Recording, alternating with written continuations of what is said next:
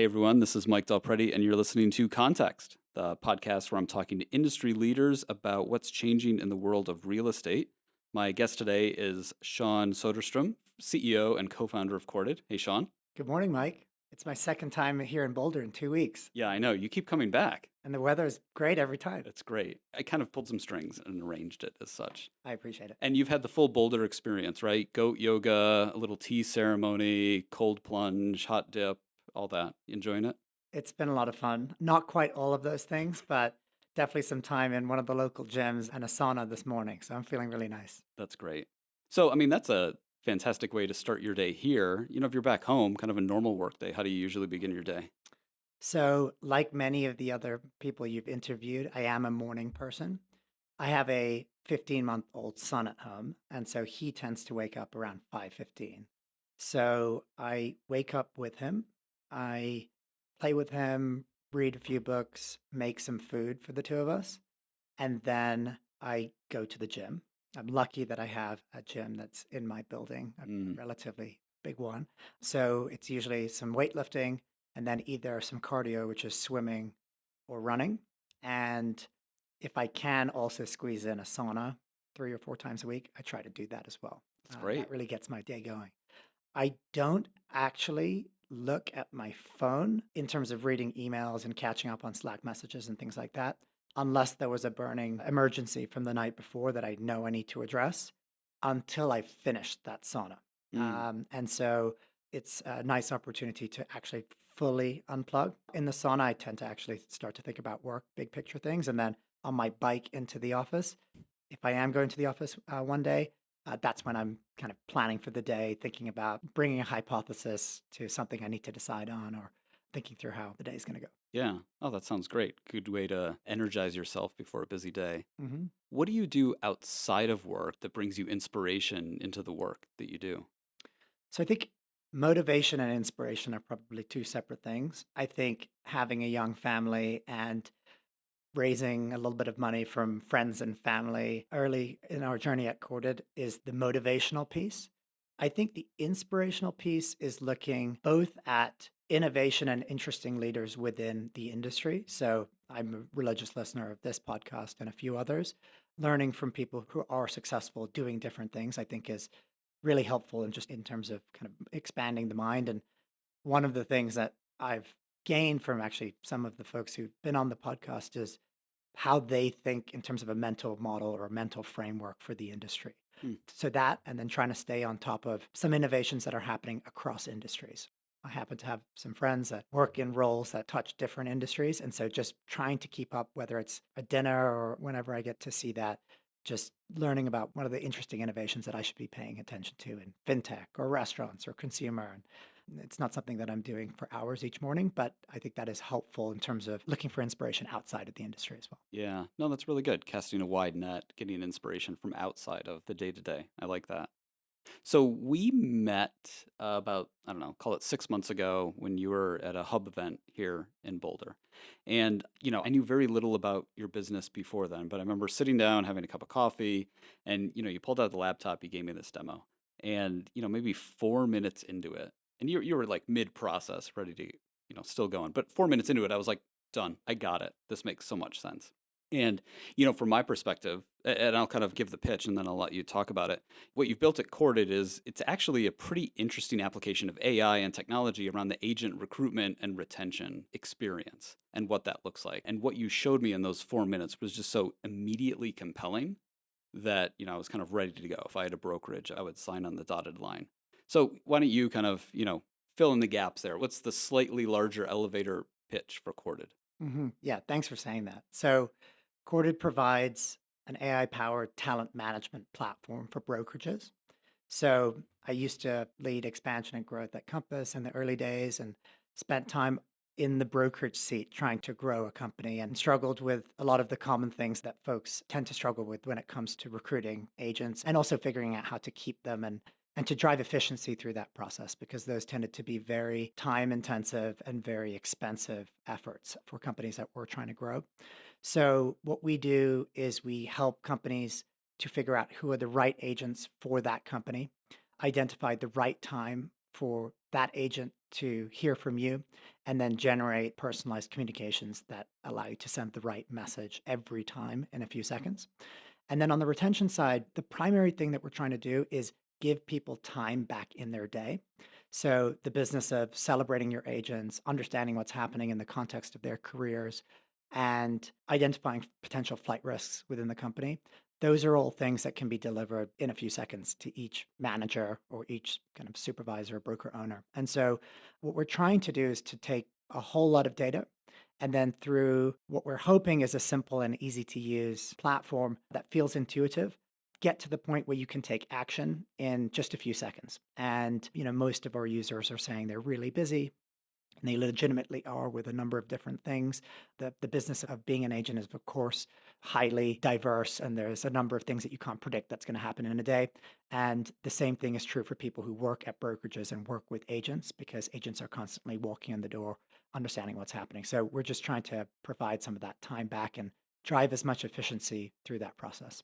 And the key underlying all of that is a prediction engine. You're pulling in a lot of data from MLSs, and you're able to kind of, for a particular agent, predict their likelihood to leave in the next period of time, 3, 6, 9 months, and with a good degree of accuracy. And you can test that by, I mean, you've gone back in time, and Mhm. you're just like, how often are we right?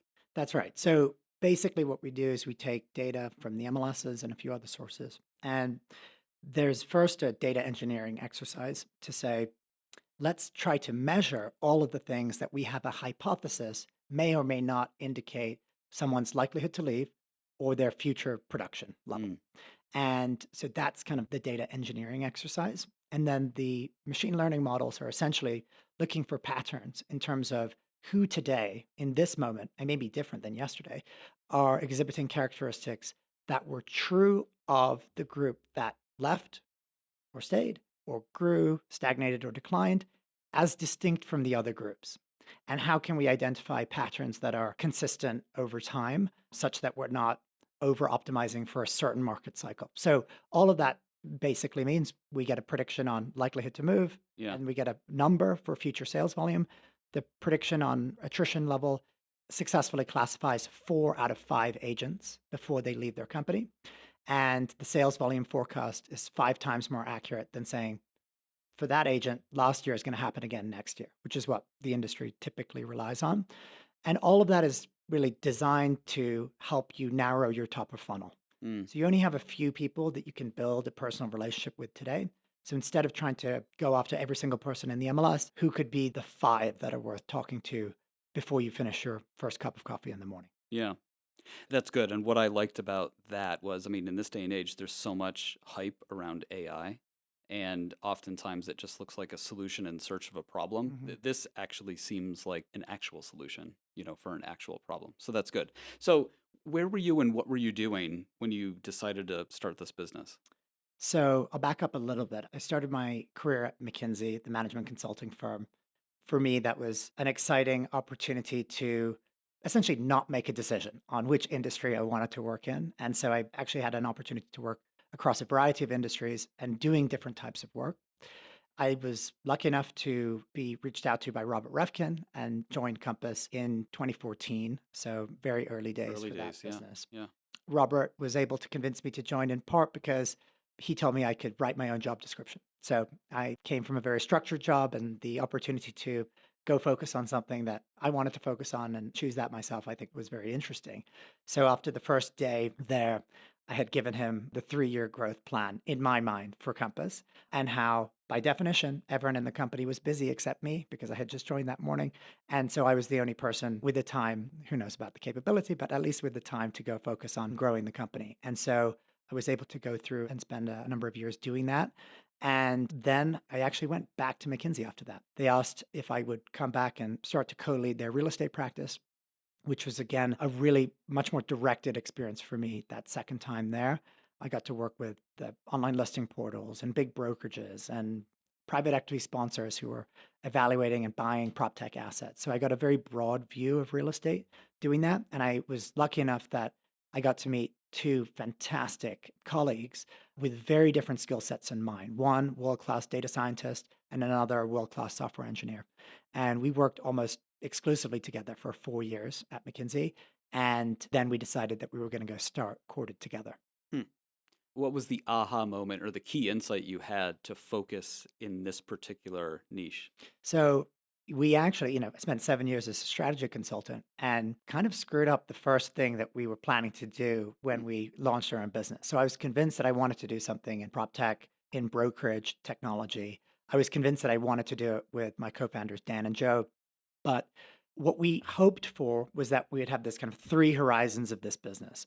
The first horizon, and this is where we made the mistake, was we would create a agent network. So a data-driven, pre-populated agent network where you could imagine an experience where an agent just gets an email saying someone's trying to send you a referral, and you're like, "What is this?" And it's because you have a profile and you're a good match for the need that they have in terms of sending a customer over. What we ended up building was, I think, interesting technology. That was more of the solution looking for a problem.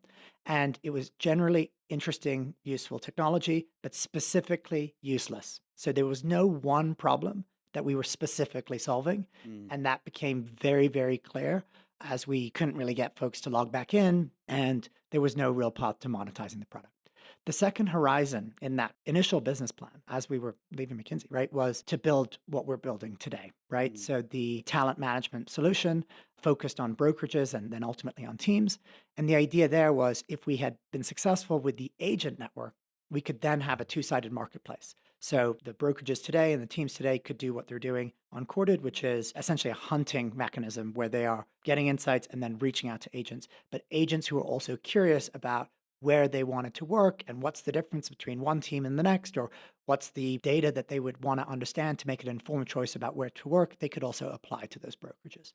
So when we pivoted the business, which was just about 2 years ago, we decided to just end what we were working on the agent side and then to start building what we had already planned on working on. And so the kind of inspiration to get started with all of that was let's just go take a swing at something. And what we know best is the recruiting piece. So we'll have kind of an option B if this first thing doesn't work. And we ended up having to take that option. So the first strategy that I took on under my own banner after being a consultant for many years wasn't the most successful one. Well, at least you were smart enough to recognize that and iterate and move around. And I mean, I started a tech business back in the day, and same thing. What you do on day one is not the same as day 300, day 600. It's just being able to kind of adapt to what's going on and almost kind of stumble upon that real product market fit. Hmm. So, with doing all this stuff with Corded, you're exposed to a whole lot of data. Has anything in particular kind of surprised you or jumped out at you when you sit back and look at all that? So a number of things, right? And we've collaborated on some research together. So I think the actual percent of agents that switch between one brokerage and another, as you've written, is maybe lower than what people expect. But when we think of the opportunity in terms of the commissions that move between firms each year, it's over $10 billion that move between 10 firms. that's billion with a Billion B. in commissions that are moving. So it is a significant opportunity from a recruiting perspective. And of course, retention is the inverse of recruiting. So that's one piece, right? The opportunity is large and it is a necessity for almost all brokerages to continue to grow. Now, there are also different brokerage business models, right? And so I grew up in real estate really at Compass, right? Which is on one end of the service and support spectrum, right? And obviously a large technology investment to support agents there. I also do a lot of work with companies that have this kind of traditional business model where they tend to be higher support. We then now have the rise, it's been happening for a few years of these lower cost, lower fee companies that have done, I think, a really interesting job of taking operational expense out of their business and providing that back in advantage commission splits to agents. And at the other end of the spectrum, you even have companies where you can rent a managing broker's license and do everything yourself. And so we're starting to see the unbundling of what was the traditional business model. And I think that there are some really interesting opportunities where, I think if you just look at the financial reporting around some of the public lower fee models that tend to be cloud based, they're doing a really good job. They're doing a really good job of recruiting agents that would have traditionally worked at some of those, independent companies or those traditional split companies are moving to those businesses. And so that seems to be, once you have scale, a relatively healthy business model from a financial perspective. I spent some time earlier this week with an independent brokerage that's really prided themselves for decades on having really high support. They have very high PPP within their company, but they are in a place where they have to understand that there's probably an opportunity to separate their service level within the company where you can take, all you can eat support for the split that's slightly more in favor of the company, or you might want to think of an a la carte type service model where you can actually offer a slightly higher split to the agent and compete with some of the cloud based brokerages and their higher offers. And so it's a really interesting time in the brokerage space. There's a lot of change happening at once. Ultimately, I think all of these models will ultimately be successful, but I do think the traditional split companies are going through a period of, I say they're somewhat under siege at this moment, and they would Mm. need to figure out how to somewhat disrupt themselves in order to continue to be sustainable, especially if commissions start to get compressed on the buy side or any of the types of things that people are speculating about happen. There's an enhanced pressure to do some of those things. You said PPP. What does that mean? Per agent productivity. So their Okay, average sales volume per agent or got it. units per agent. So it was about 10 years ago when you started at Compass, Mhm. and your job there was in growth and recruitment. What's something you know now that you wish you knew then? So, in some ways we built Corded out of some of the frustrations of that experience, right? So I think what we had done there was an operational innovation that we pioneered at Compass. I think we were the first, but someone can correct me if they were doing this beforehand, was to really distinguish the roles, delineate the roles of the sales manager from the dedicated end-to-end recruiter. So what you traditionally have is you have the sales manager who's doing recruitment and retention, typically spends 90% of their time managing their agents and retaining their agents, and only 10% of the time is left for recruitment. So at Compass, what we did was we dedicated folks who usually had enterprise software sales backgrounds, no real estate experience. They ramped up quickly on the industry and they were able to recruit all the way through to somebody actually joining, and then the manager gets the agent handed off to them at the onboarding process, which is third rail for most sales managers even today to consider because they want more control in that process. The problem is they don't have the time usually to dedicate to getting the results they need. But to your question, we were operating with very little data. And so when we had data, it was typically what was last year's sales volume. Mm. And what that ended up obfuscating was what's actually happening in that agent's business right now when I call them. And we'd often be recruiting highly productive agents, and I would, even here in Colorado, highly productive agents. And you want to recruit them because they're busy. But if they're busy right now and they have an open house in 2 hours and the paint needs to be touched up before the open house, their mentality is I don't care how charming you are or how great your company's going to be. I need to find a contractor that I've never met on the other side of town to come in right now. So call me back later. And then that call never ends up actually happening. So using data to inform how to specifically target agents, I think was something that we were lacking. And so we ended up having to throw more and more and more people, whether it was city launchers or strategic growth managers. It was a very expensive effort to grow that company just from a salaries perspective. So I think that's one of the things Compass has done well and continue to do well is to take the time to personalize the conversation. So do your homework. The problem there was back when we had the tools that we had available to us 10 years ago, it used to take 40 minutes and 4 different platforms to do it. So you're going to Mm. the Instagram, the MLS, their Zillow profile, their Realtor.com profile, Facebook, and at the end of the day, we're saying, tell me about your Dalmatian, right? So there wasn't enough about their business to really make those conversations stand out. And so we've really tried to design this platform to solve some of those problems. All right. So if you could distill all that down into a message you would send back to yourself 10 years, like a little fortune cookie that you open up, from your future Sean, what would it say? So I think what it would say is it's okay to take time to personalize the communications even further and to target more precisely because what ultimately focused on is conversion rate and quality. And so the key measure that I see when I kind of evaluate the recruiting functions of brokerages is what is your conversion rate of agents I contacted all the way through to agents that actually join my company. And there are a number of different stages of that funnel, but that's the thing that I think we would focus on. And we were At the time, we had a big emphasis to grow quickly, especially over the 2015, 2016, 2017. And so I think we could have probably focused a little bit more on establishing good relationships. And I say all of that to say I think Compass actually did a very good job of recruitment. And I think you actually said this, the success of Compass is as much recruiting success as really anything else. Mm. And I really view a lot of what Compass has built, whether it's technology, brand, or community, as in service of a recruiting objective versus in and of themselves being financially valuable to the agents. Yeah, okay. So you've been kind of operating under the radar at Corded for quite a while, and now this is the opposite of that. A lot of people are going to listen to that. Why the pivot from stealth mode to public? So I think two things. One is we were probably just cautious about what we were building and not wanting to give too much away to people who are maybe looking to do similar things to us. I think in that vein, I basically just got counsel from folks who know a lot more than I do about marketing that it's the right time to start talking about who we work with and the success that they have. I think the other thing is I'm just not a marketer.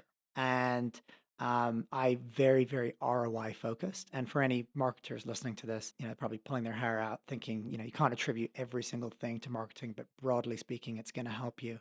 And so I've tended to try to be very capital efficient in terms of how we run our business.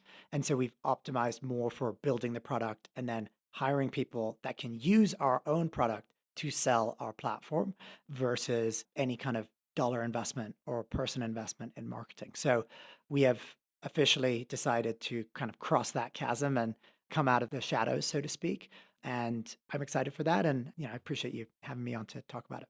Yeah, well, you keep coming back to Boulder, and one thing you've done the hub twice. So the hub, for those that don't know, is a project I'm doing, the Real Estate Innovation Hub. It's basically a 2-day event here in Boulder with about 14, 15 forward-thinking industry leaders. And you've been twice now. Why do you keep coming back? So I think what I thought I would appreciate the most out of the hub is the connection to you, actually. And what I've gotten a lot out of, in addition to that, is a great connection to the peers in the network. And so in this most recent hub, we had folks who were brokerage leaders. We had folks that represented the MLS side and the distribution of the MLS data, which is, I think, something I'm quite passionate about, and a variety of people who are early in their startup journeys. And so for me, I think more than anything, it's about feeling reinvigorated about the industry and seeing how many wonderful people there are that are truly willing to collaborate, even if it doesn't benefit themselves in any way. And then I think the topics that we cover in the more of the classroom setting tend to be very discussion oriented. So it's less of a sermon from Mike, although that would be fun too. It's a short kind of prompt from you and then a number of questions that are just responded to in a really interesting way that expands the mind because I come at it from a software data and brokerage perspective, but it's interesting to hear how people who represent the mortgage side or represent other aspects of the industry can respond to that. So it helps me to not just be overly focused on the brokerage side of the industry. Okay. If I gave you 50 million bucks, no, that's too much. 10 million bucks to invest in the business, your business right now, Yeah. Corded, what would you spend it on? I wouldn't take it. I definitely wouldn't take it. So we've operated with an eye towards capital efficiency. We only have 15 people as a company, and we have this really harmonious thing going on now where we have very talented colleagues. They collaborate really well together. Now, the other side of that is we don't have much flexibility to get something wrong. If we go build something for 2 or 6 weeks and it's not the right thing, there's a big opportunity cost to that because we can't parallel process too many things that we're working on, either from a go-to-market perspective or a product perspective. So we try to be extremely precise and well-researched in terms of what we're going to do. So maybe it's a glib answer, but I wouldn't actually take the money. And if it came with no dilution, then sure, I'm sure I could find some ways to focus on it. I think, if I were forced to take the money and use it in some way, I think there are just some concepts that I like in the industry that I would either go try to find someone working on it or maybe try to create a few extra hours in the day to go explore myself. I think one thing, there's this very large generational wealth transfer that's happening between baby boomers and the generation below and the generation below that. And I've recently encountered a few entrepreneurs that are trying to tackle those things from kind of a tax advantage perspective. Mm. And there's some real estate applications of those things, whether it's helping someone to buy a house within your family or contribute to the down payment that can be done in tax advantage ways. I think that's kind of an interesting concept, not necessarily that solution, but we know that that's the biggest wealth transfer in history that's about to happen and starting to happen. I think the other component to it is that I'm interested in is in the same way that I see part of my mission is to support the brokerage industry and to do that by providing data and insights that are useful on important topics. I think that the same problem exists for some of the adjacent parts of the industry that sit next to brokerage, whether it's title or mortgage or inspection or appraisal. They could benefit from having more data. And so we currently have data in a whole bunch of places. Just in the brokerage space, we have more than 500 MLSs that have that data. And there are very specific provisions for which you're allowed to use that data today. And I could make a strong argument that it's to the benefit of everybody in the industry if we are able to share more of that information out there. And so that's a topic that I'm passionate about, in terms of the long term, both for us, but I think just broadly speaking, is I think we can help drive down customer acquisition costs and we can help make the business of creating relationships, both within brokerage, but also across some of these adjacent spaces, easier to do if we add more data into the equation. And then for companies that don't just provide the data, but try to make them easy to action, that's where I see a lot of value. There's a high density of insight in the last two sentences of what you just said, right? It's using data to make better decisions, Hmm. which is easy to say, Yeah. but it's hard to do. And then also make it easily actionable, right? Giving somebody a 40-page PDF or, here's a 5 MB file of a CSV file Hmm. of data. That doesn't matter. I mean, you're really talking about distilling all this down into as close to a one-click thing as you can. Yeah, and we've tried to do that with Cord, right? So we've recently made a really big investment and push on the retention side of the platform. So data that's not particularly actionable would be you get a spreadsheet from your finance team as a brokerage leader that says, here are all the transactions that happened in the last 6 weeks, right? And so the data is kind of old, and then that's disconnected from your communication platform. So how many of those agents are you actually going to reach out to celebrate? What we have in our system is not only can we understand everything that's happening in that agent's business, so your agent's business in real time, and updates many, many times a day, but we can see everything that they've done in history. So you can get an alert that says, Mike just posted the biggest listing of his career, and Mm. then a button that says email him. And the email can go straight to him that says, congrats on the biggest deal ever. Let me know how I can support. I'm super proud of you and I'm ready for some champagne when that closes. And so we're not facilitating something that isn't done. It's not a revolutionary concept to celebrate your agent when something exciting happens in their career, but presenting the data in a way that you can easily consume it and then can easily action on it and then move on. Mm. That's, I think, a good example of trying to make these things Yeah, actionable. no, that's a great example. I appreciate you sharing. All right, so as we kind of wrap this up, the last question I have for you, I mean, you're an entrepreneur, your trials and tribulations and a lot of learnings and stuff. I just want to drill into that. I mean, can you share something you've learned over the past 12 months? Yeah, so I think from my perspective, I'll answer that both in terms of some things I've seen in the industry and then some things that I would have for myself. So I think in terms of the industry, I see routinely almost every brokerage that we meet before we start working with them, they suffer from imprecise way of targeting agents. The communications are extremely generic, and there's not much of a system to follow up diligently and track accountability within the organizations. And so I can empathize and sympathize actually with the folks who I'm meeting with, the brokerage leaders who are saying, my team's really busy and we're just not good at it. And I think when you break it down into some of those component pieces, you can start to tackle each of those one by one. And it doesn't become this monolithic thing of growing our company that feels really hard to action against. So that's, I think, one thing is just how we can design our own platform and our own communications to really address that problem. I think from my own perspective, I've always used data to make decisions. That's kind of part of my training and just something that I like to do. But I learned more and more over time to trust my instincts. So the example of what we started with at Corded initially, we considered doing what we're doing now, and we just had some concerns about the TAM and the ability to price effectively. And as a result, we decided to go after something bigger that was much less researched and developed in terms of what we were actually going to go do. And in spite of that data telling us, the recruiting and retention piece isn't, big enough to worth taking a big swing at, I had the instinct that I really knew what that was about and that we could really make it work. And I didn't listen to that voice in my head enough. Mm. I wanted to try to prove it. And I had no way of proving that we could deliver a product that had better pricing or pricing that was more in line with the value that we provide to our customers. And that was just kind of a judgment call. And so leaning into that experience and that instinct more over time is something that I'm trying to do. Awesome. No, that's great. Well, hopefully you can keep up the goat yoga, tea ceremonies, and saunas, and you'll get more of that clarity of insight. Well, that's it today for time. I really appreciate you coming. And yeah, actually, one final shout out. I've been working with an awesome audio engineer who's helped set up this podcast with me, Justin. And Justin is hashtag open to work. So I want to fully endorse if anyone listening is looking for a great video editor production, he's great at that. So just drop me a line and I'll be happy to connect you to. But yeah, I'm Mike Del Preti. You've been listening to Context. If you want to check out more of my research or podcast episodes, you can go to my website, mikedp.com. All right, we'll catch you next time. Thanks.